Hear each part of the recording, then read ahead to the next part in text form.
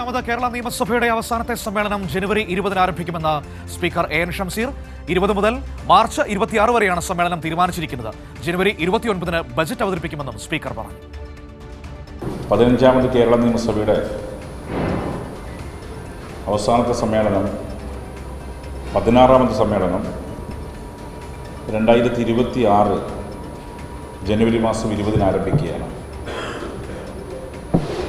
ബഹുമാനപ്പെട്ട ഗവർണറുടെ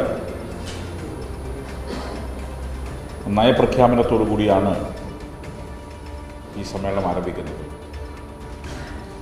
തുടർന്ന് 2026-27 തീയതികളിൽ സാമ്പത്തിക വർഷത്തെ ബജറ്റും സഭക്കകത്ത് അവതരിപ്പിക്കപ്പെടും. ഷെഡ്യൂൾ ചെയ്തിരിക്കുന്നത് ജനുവരി 20 മുതൽ മാർച്ച് 26 വരെ 32 ദിവസത്തെ ഷെഡ്യൂളാണ് ഇപ്പോൾ നമ്മൾ ചെയ്തിട്ടുള്ളത്. ജനുവരി 22, 27, 28 തീയതികളിൽ ഗവർണറുടെ നയപ്രഖ്യാപനവുമായി ബന്ധപ്പെട്ട നന്ദി രേഖപ്പെടുത്തിക്കൊണ്ടുള്ള പ്രമേയത്തിനുമുള്ള ചർച്ചയാണ്. ജനുവരി 29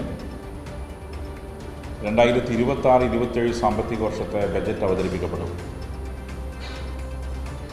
ഫെബ്രുവരി 2, 3, 4 തീയതികളിൽ ബജറ്റിന് മുകളിൽ പൊതുചർച്ച